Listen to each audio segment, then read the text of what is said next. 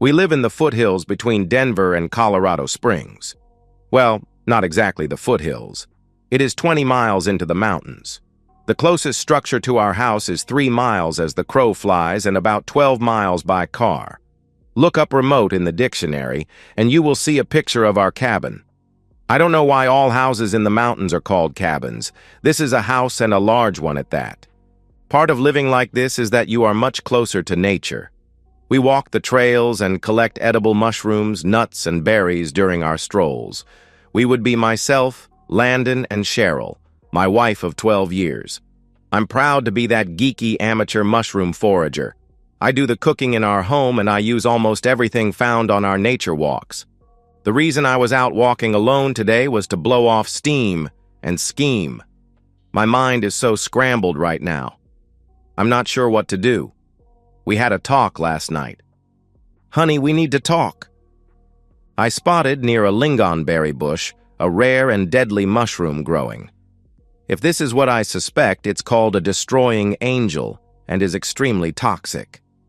Less than an ounce can destroy your liver and adversely affect your kidneys. What makes this one especially deadly is that the early symptoms are easily confused with diarrhea. Left untreated for even 2 days, you won't recover and die a very painful death. Unfortunately, people just don't associate diarrhea with mushroom poisoning, and by the time they seek treatment, it's too late. The destroying angel mushroom is pure white and has a smooth stem and cap. It has a ring-like membrane near the top of the stem and is slightly bulbous at the bottom of the stem. I spotted 3 of them, and each was a textbook example. I hurried home, found some latex gloves, and returned to harvest the deadly little beasts. I put them in a small cooler. When we were going steady, Cheryl harped on fidelity and how her father had trashed her upbringing. Her mother had divorced him and poisoned her children's minds against their father. My uncle had divorced his wife, and that's about as close as I could come to relating to what Cheryl had gone through. Regardless, the thought of ever sharing Cheryl, intentionally or otherwise, was disgusting to me. We both made it known that infidelity was a game killer. While we were doing the dating thing, we agreed that our sexual past was just that, in the past.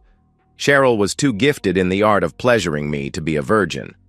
Although I wasn't a virgin, I had completely neglected learning how to please a woman. I've gotten much better, or at least Cheryl has me believing that. Cheryl is beautiful and shapely. Fresh out of high school, she landed a television commercial, but that's where her acting career ended. She is now a project manager at an information systems and computer skills training company. She is quite active in the women in government movement. I am just a corporate accountant. Boring, but it pays well enough. I've been Mr. Geek from early on. I knew deep down that if I had $1 for every woman who thought I was too geeky to date, sooner or later they would all want to date me. I'd watched from the sidelines as the ladies flocked to the money. Thankfully, Cheryl saw potential in me and we were now enjoying life together. Talks about starting a family were happening more frequently. Honey, we need to talk, kept banging around the insides of my skull.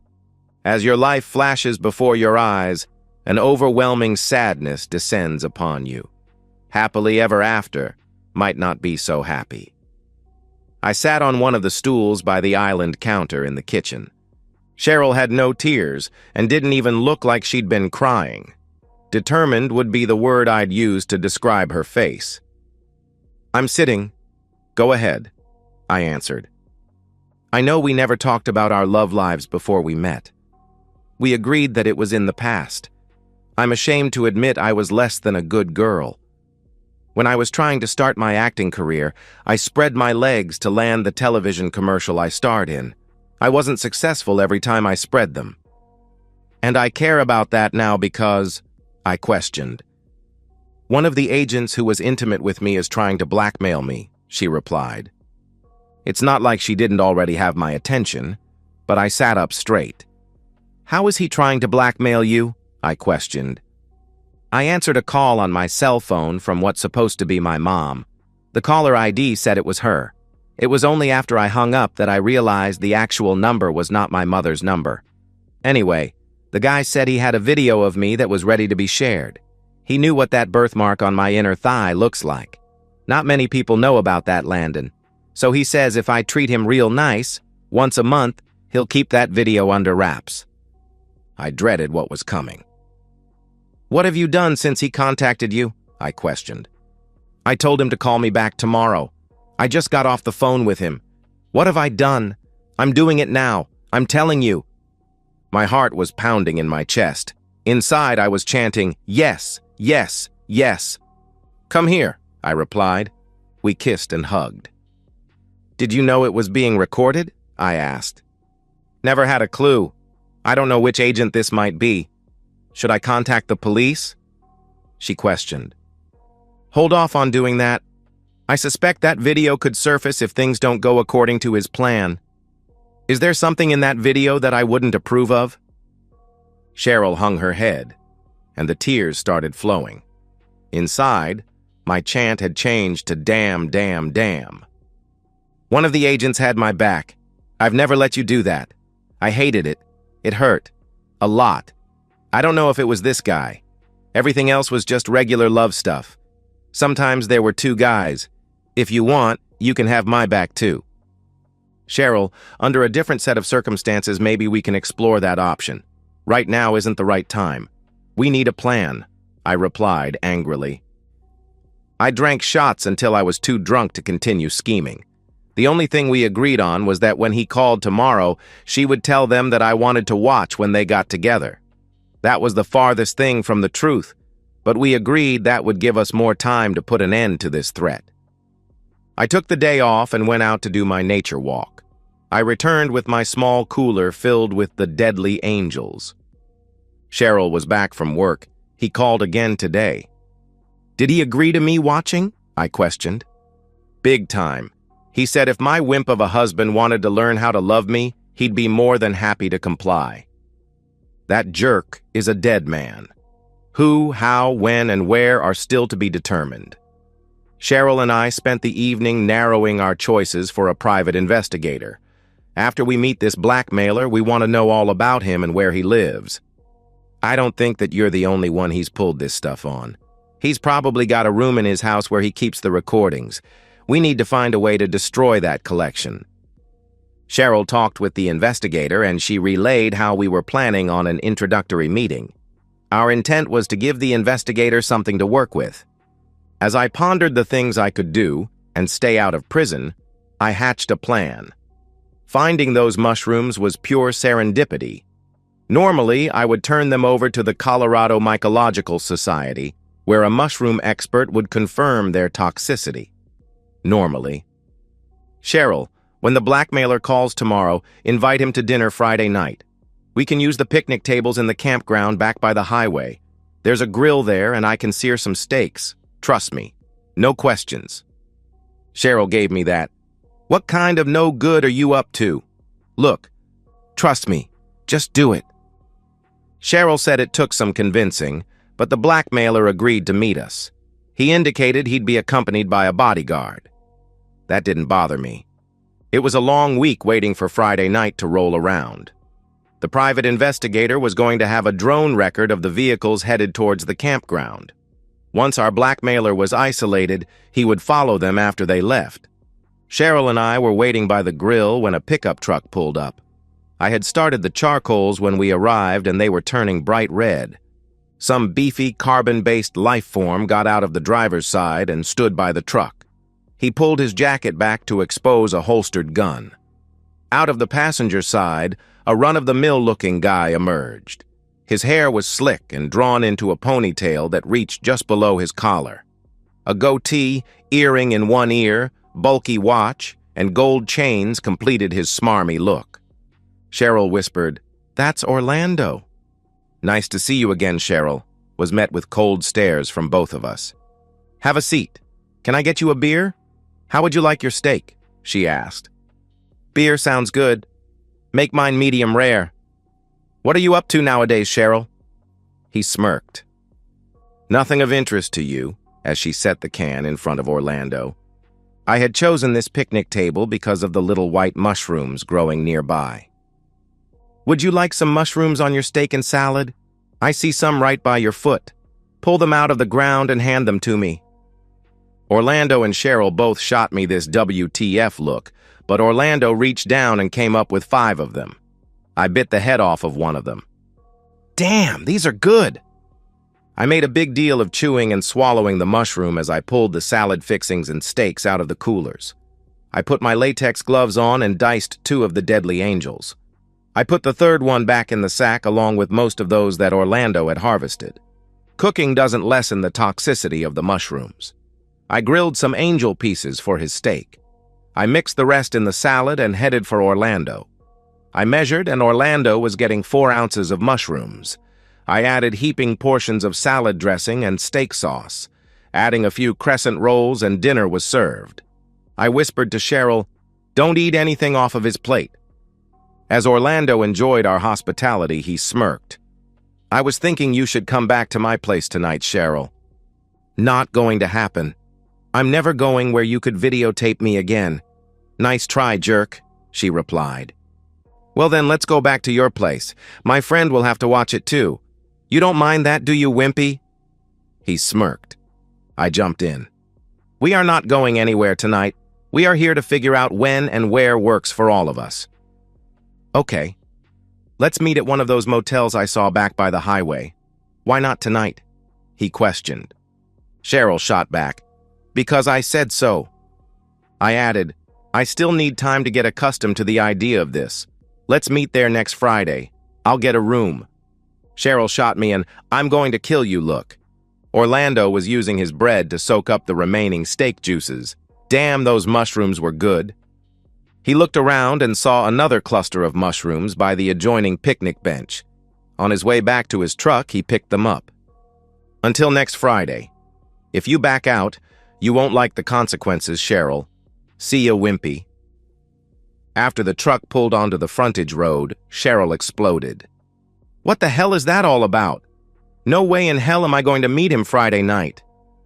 "He won't be there," I replied, smiling. "The hell he won't." "What makes you think he won't be there?" she questioned. "I believe you agreed to trust me, no questions." "I don't want to know, do I?" she asked. I simply smiled at her. Orlando was half excited just thinking about Cheryl. She was a lot more beautiful now that she had filled out a little. That scrawny little teenager on his video couldn't hold a candle to this babe. He finished another beer in the bar before heading back to his truck with his $50 date. After he filled her mouth, he headed home. After farting a few times, he thought, something I ate must not be agreeing with me. In the morning, Orlando fixed himself a pot of coffee and gnawed on the 2-day-old donuts. He spent all morning watching his adult video collection and trying to use social media to track down where some of these dumb women disappeared. It was noon when the first bout of diarrhea hit. Then it was 3 p.m., and by 5 p.m. he was completely drained. The stomach cramps were bad, but the scotch was overcoming all of his senses. On Sunday morning, his room stank. When he went to relieve himself, he realized he had pooped his pants. His head hurt, his stomach was still unsettled, and his back was burning. He rinsed himself in the shower. Orlando ordered pizza for lunch, but an hour after eating it, his stomach cramped so badly that he thought about going to the emergency room. The screwdrivers he was soaking up put him out of his misery until about 10 p.m. He was running out of clean clothes. Leaning against the shower wall, he again contemplated going to the emergency room. Monday morning saw Orlando in a fetal position on the floor outside his bedroom bathroom. He was too weak to get to his feet. When he tried to use his cell phone, it slid from his hands and skidded under his bed. He wasn't able to reach it. Tuesday afternoon, his cleaning crew found him unconscious and called 911. The investigator Cheryl engaged was able to uncover lots of information about Orlando, including where he lived. I kept checking the nearest hospitals until Orlando was discovered. It was Tuesday night. By Wednesday night, Orlando's house and all of its contents were a pile of ashes. Arson is suspected. A half-dozen empty 5-gallon gas cans were a pretty good clue. A very nervous Cheryl had just grilled me. "Landon, it's Friday. What's happening with Orlando?" "I told you he wouldn't be there. We can have a nice quiet meal here," I replied. "What about his threat?" she questioned. "Just ignore it," I replied. Cheryl was just about to say something else when the doorbell rang. "Mr. Nelson?" Looking at his badge flipped open for me to see. "That would be me. How can I help you, detective?" I replied. "We have reason to believe that Orlando Pierce has ingested a poisoned mushroom. He said he picked some when he met you for dinner a week ago," the officer questioned. "He did pick a few wild mushrooms. I think I still have some as we didn't use all of them. Come on in while I grab them." I found the cooler in the garage and gave it to the detective. "Here you go. How is Orlando?" I questioned. "On life support. I doubt that he'll make the weekend," the officer replied. Cheryl's eyes were sparkling. "Let me know what else we can do to help, detective," I questioned, hiding my smirk. "Will do. You folks have a nice evening." Cheryl watched until the detective's car disappeared down the mountain. "I don't want to know. I don't want to know. I don't want to know," was the chant I heard as a naked Cheryl appeared before my eyes. Then she proceeded to give me the best love time of my life. Monday morning, when I asked which room Orlando was in, I was told he was no longer a patient. Wimp, that jerk.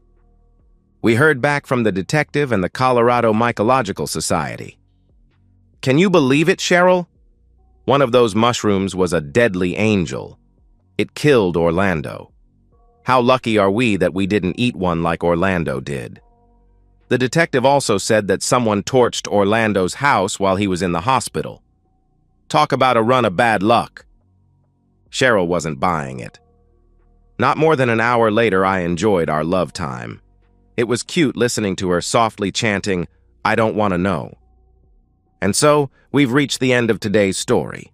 Was it what you expected, or did it take a twist you didn't see coming? I'm curious to hear your thoughts. Share them in the comments below, and let's get a conversation going. If this story kept you hooked, make sure to hit that like button. And if you're new here or just haven't subscribed yet, now's the perfect time to join our community. I bring you fresh, captivating stories every day, so click that subscribe button and turn on notifications so you never miss out. Thanks for watching, and I'll see you in the next one.